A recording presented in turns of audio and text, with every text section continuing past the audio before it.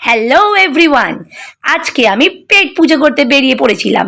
হ্যাঁ, রেডি হয়ে তো বেরিয়ে গেছিলাম ঠিকই, সঙ্গে আমি আমার বোনকে নিয়ে গেছিলাম।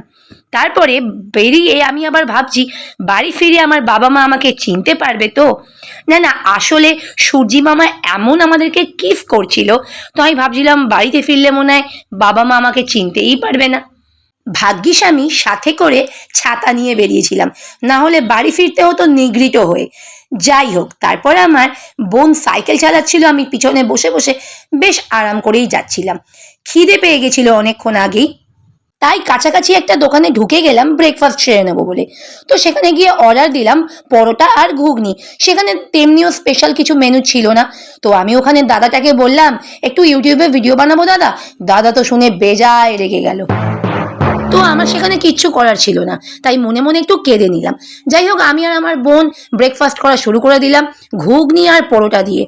দাদা যেমনই হোক না কেন, ঘুগনি আর পরোটাটা কিন্তু সেরা বানিয়েছিল। মুখে দেওয়ার পরেই মনে হলো, উফ, সেই গরম পরোটা আর ছিল খুবই নরম। তারপরে ওইখানে টিফিন সেরে আবার বেরিয়ে পড়লাম একটা ছোট্ট ভিডিও বানাবো বলে।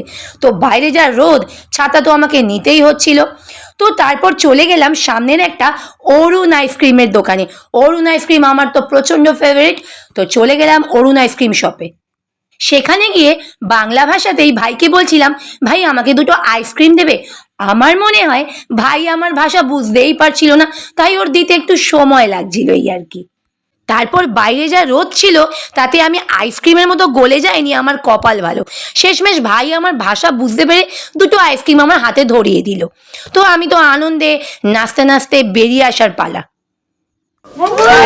রাস্তায় এত রোদ ছিল, আমি তো ভাবছিলাম কোথায় দাঁড়িয়ে আইসক্রিমটা খাওয়া যায়, কারণ ভিডিওতে তোমরা সবাই দেখতে পাচ্ছ প্রচুর রোদ, একটুও জায়গা ফাঁকা ছিল না যেখানে ছাওয়া আছে।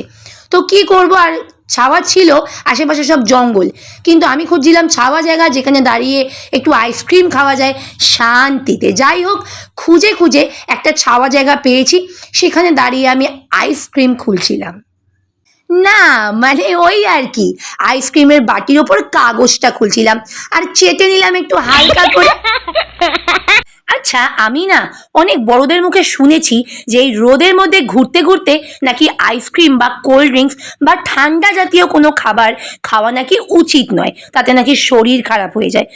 না ভাই, আমি পারছিলাম না, কারণ প্রচণ্ড গরম লাগছিল আমার। অবশেষে বাড়ি ফিরে আমি এক গ্লাস জল খেয়ে নিজেকে একটু কুল কুল ফিল হচ্ছিল। তো তোমরা দেখতে থাকো আমার মিনি ব্লগ, ততক্ষণে টাটা, বাই বাই।